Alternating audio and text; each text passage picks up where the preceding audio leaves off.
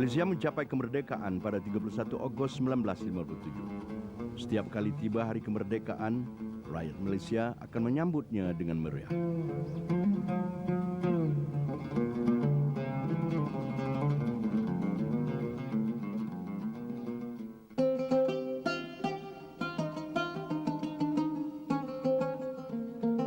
Namun generasi hari ini mungkin tidak mengetahui bahwa tarikh 31 Ogos telah dicadangkan oleh seorang ulama yang terkenal di Asia Tenggara.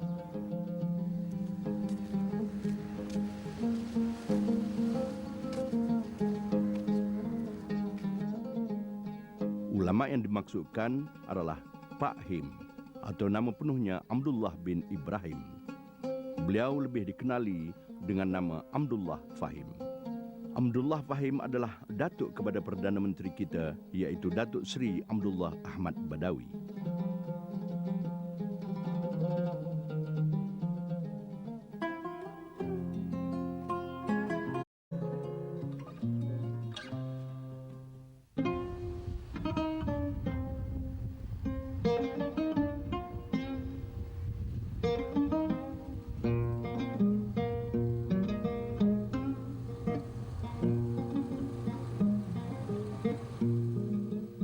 Abdullah Fahim lahir pada tahun 1869 di Tanah Suci Makkatul Mukarramah, Arab Saudi. Ayahnya Ibrahim bin Tahir adalah seorang ulama di Makkah. Haji Ibrahim mempunyai ramai murid yang berasal dari Malaysia dan juga Indonesia. Tuan Haji, boleh tak ceritakan sedikit sebanyak silsilah Tuan Haji Abdullah Fahim ini? Tuan Haji Abdullah Fahim ini, kalau ikut seperti mana yang bapa saya pernah katalah, memang dia orang berasal Melayu lah. Walaupun ada semua-semua kata apa ada keturunan daripada sebelah Arab, tapi saya tak dapat pasti macam mana lah. Tapi yang pasti kan memang ada keturunan Melayu lah. Dan dia orang memang tinggal di Makkah, lahir pun di Makkah. Tuan Haji Abdullah Fahim lahir di Makkah lebih kurang tahun 1870. Lebih kurang lah. Abdullah Fahim sejak kecil lagi mengikut ayahnya. Oleh itu tidak hairanlah mengapa beliau begitu berminat untuk mencuburi bidang agama. Beliau telah belajar dari ayahnya sendiri dan juga ulama-ulama lain yang ada di Makkatul Mukarramah pada ketika itu. Abdullah Fahim juga mempunyai kemahiran dalam bidang sastra Arab dan ilmu falak. Bapa dia nama Haji Ibrahim bin Muhammad Tahir dan mak dia nama Aminah. Beliau berkahwin dengan Wan Hafsah binti Abdullah dan mendapat anak lelaki sebanyak 3 orang dan anak perempuan seorang. Jadi semuanya meninggal dunia kecuali Haji Ahmad Badawi lah. Dan pada tahun 1916, itu selepas kematian isteri dia Wan Hafsah pada tahun 1915, dia balik semula ke Melaya. Sebab pada masa itu berlaku peperangan dunia yang pertama kan. Jadi keadaan di Mekah itu susah lah.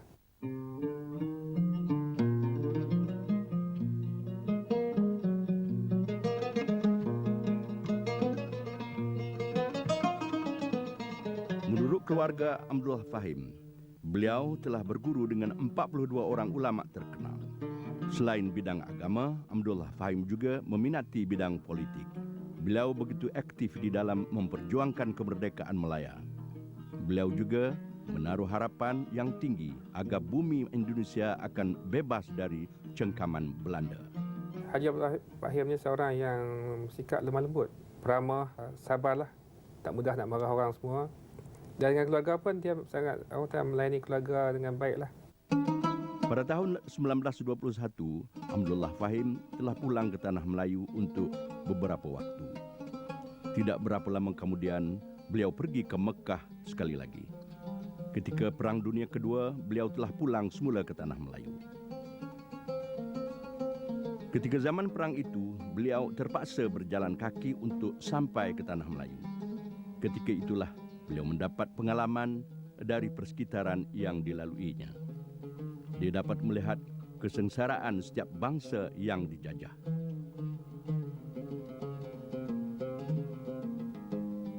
Maka terbitlah rasa cinta yang membuak-buak untuk melihat negaranya, iaitu Tanah Melayu atau Melaya, merdeka dan terlepas dari cengkaman kaum penjajah.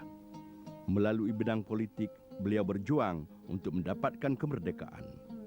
Beliau bersama-sama penjuang lain telah menganggota UMNO untuk mencapai citra bangsa Melayu ketika itu. Tuan Haji Abdullah Fahim ini seorang yang sangat cintakan pada bangsa dia, bangsa Melayu dan juga negara tanah Melayu inilah. Jadi dengan sebab itu maka bila UMNO ditubuhkan pada tahun 1946, beliau terus mendaftarkan dirinya sebagai ahli UMNO yang pertama di Seberang kepada Datuk Wan pada masa itu. Dan beliau oleh kerana perasaan sayangnya kepada negara ni, pada bangsa ni, sebabkan beliau telah menerima tawaran untuk menjadi pengurusi bahagian agama UMNO yang pertama yang ditubuhkan pada tahun 1950. Beliau merupakan pengurusi yang pertama lah pada bahagian agama UMNO pada masa itu.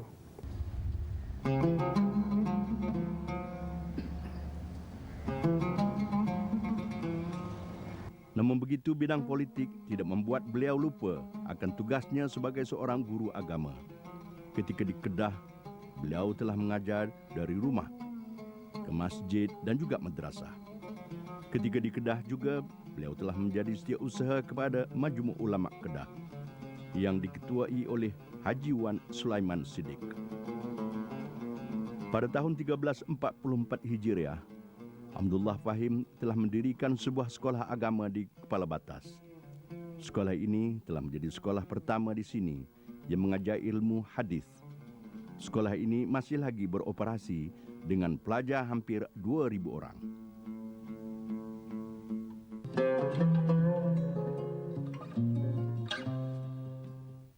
Sekolah Dairatul Ma'arifil Watani ini diasaskan oleh Allahyarham Tuan Guru Haji Abdullah Fahim, iaitu kira-kira tahun 1926 bersamaan 1344 Hijriah. Nama Dairatul Ma'arifil Watani itu telah diistiqarahkan oleh beliau, dan bangunan sekolah itu juga didirikan dalam sekitar tahun 1926 yang pada masa itu diadakan sistem dua sesi. Satu nizami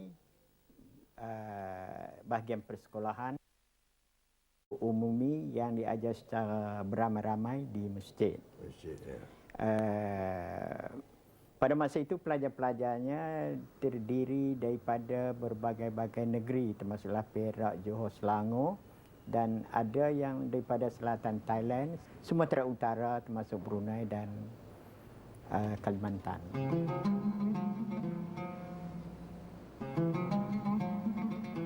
Abdullah Fahim telah mengajar di Kuala Kangsar.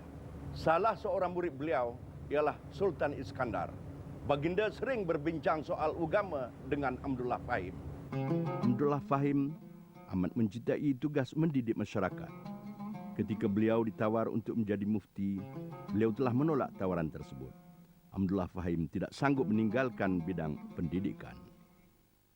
Jadi Tuan Haji Abdullah Fahim ini kalau kita lihat dari sikap beliau, beliau ni seorang yang suka bekerja sendiri, tak suka terikat dengan bekerja dengan sesiapa lah. Dia rasa lebih bebas. Dan dia buka sekolah ini pun dengan tujuan supaya dia dapat memberikan pendidikan, mengajar semua. Dia tak suka satu kerja yang terikat lah, yang memerlukan beliau masa terlibat dalam suatu urusan tu. Jadi pada peringkat awal beliau menolak. Tapi setelah didesak oleh kerana memerlukan seorang ulama yang terkenal untuk menjadi mufti yang pertama bagi Pulau Pinang, beliau terpaksa mengalah dan akhirnya bersetujulah untuk menerima jawatan tersebut. Beliau telah menjawat jawatan mufti Pulau Pinang setelah pemimpin Melayu ketika itu mendesaknya dan memberi pelbagai alasan kepada beliau perlu menerima permintaan tersebut. Demi menjaga kesucian Islam di Pulau Pinang yang sedang giat membangun ketika Abdullah Fahim akhirnya bersetuju. Beliau menjadi mufti hanya 5 tahun di Pulau Pinang. Walau bagaimanapun tugas beliau sebagai tuan guru tidak pernah diabaikannya. Di dalam bidang politik, Abdullah Fahim amat menitik beratkan persaudaraan Islam dan semangat Melayu di Nusantara ini.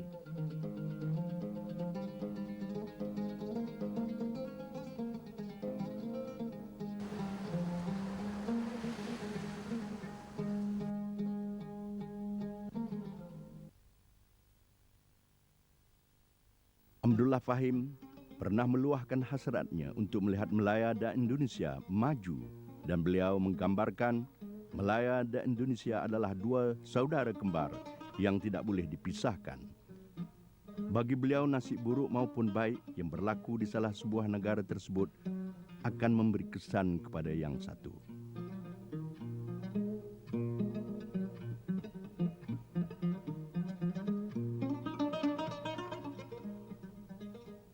Seperkara lagi yang amat beliau bimbangkan ialah orang Melayu yang suka mengecil-ngecilkan bangsanya sendiri. Jangan sekali-kali merendah-rendahkan kemampuan orang-orang Melayu. Walau di mana mereka berada, Abdullah Fahim pasti akan bangun dan membela bangsa Melayu.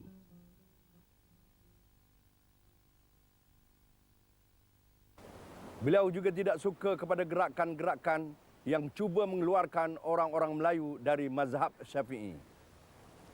Bismillahirrahmanirrahim.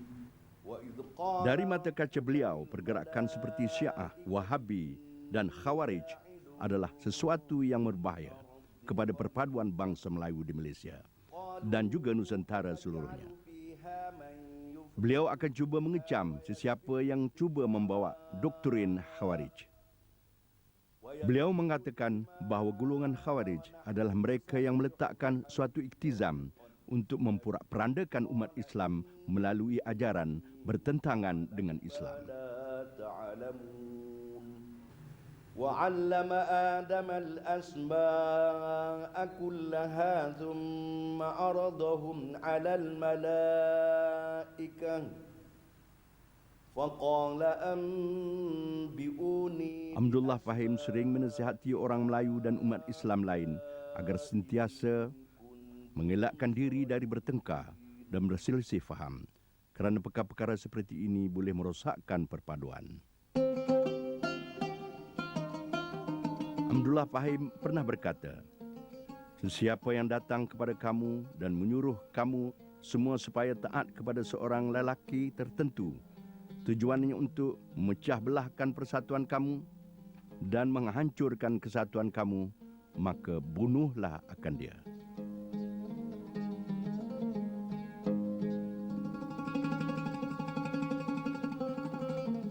Ini adalah amaran keras dari beliau kepada orang Melayu supaya menjaga agama dan bangsa dari gerakan jahat yang mahu menghancurkan kita. Abdullah Fahim adalah juga orang yang suka berdamai dan beliau tidak suka menggunakan kekerasan selagi ada jalan keluar dari sesebuah permasalahan. Ini dapat dilihat dari nasihat beliau kepada para pejuang kemerdekaan agar menggunakan akal dan diplomatik untuk mencapai kemerdekaan. Namun sekiranya segala upaya damai telah digunakan masih gagal, maka wajiblah bagi orang Melayu menggunakan kekuatan fizikal.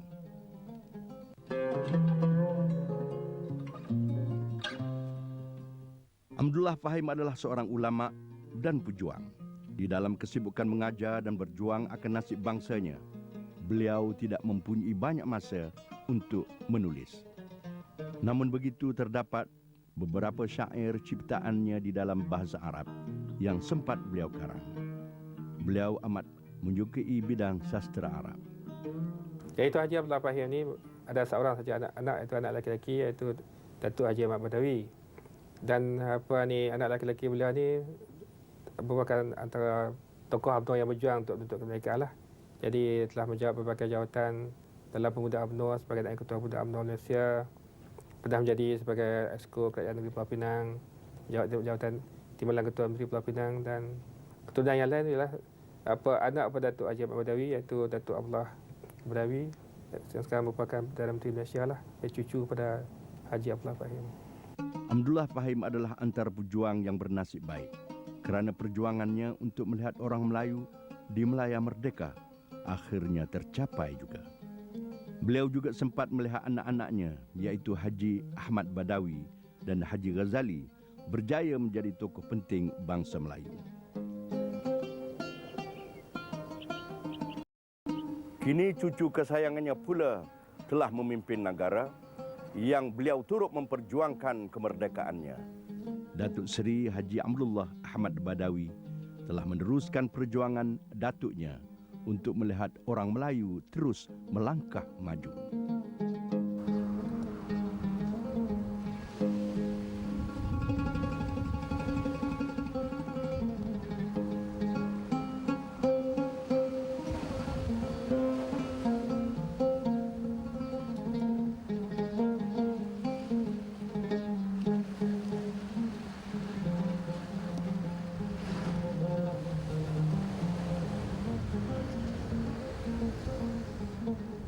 Pada suatu malam, Abdullah Fahim merasa penat dan lemah. Kemudian beliau minum segelas air. Mulutnya sentiasa menyebut nama Allah Subhanahu wa taala. Tanpa sebarang penyakit, tiada siapa yang menjangkakan bahawa pada malam 27 April 1961, beliau menghembuskan nafas terakhir di rumahnya.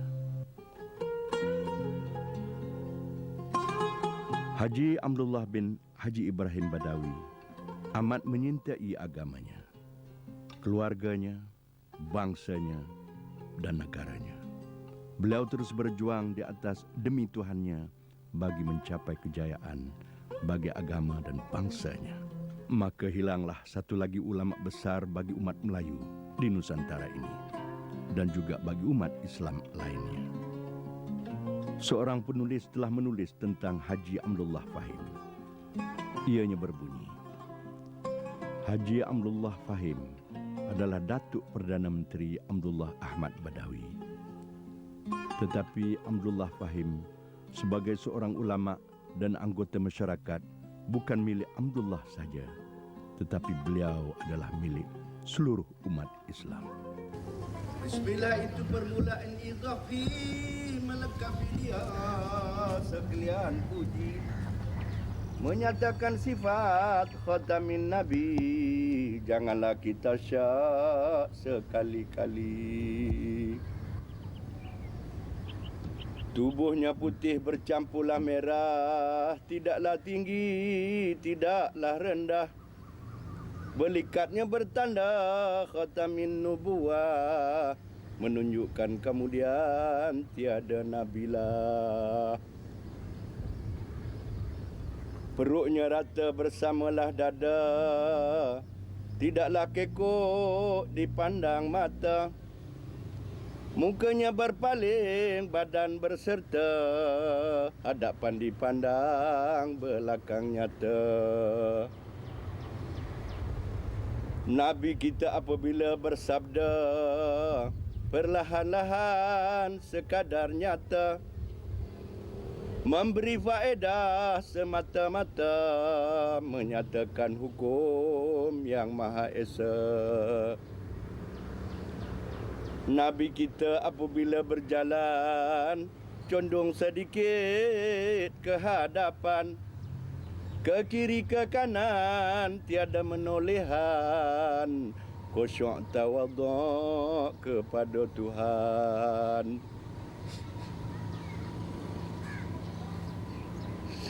Dialah Nabi yang banyak mukjizat, dia tiang aras namanya tersurat, mempunyai taulan 4 sahabat, penghulu dunia, raja akhirat. Wa sallallahu ala sayyidina Muhammad wa ala ali sayyidina Muhammad wa ala alihi wa sahbihi ajma'in.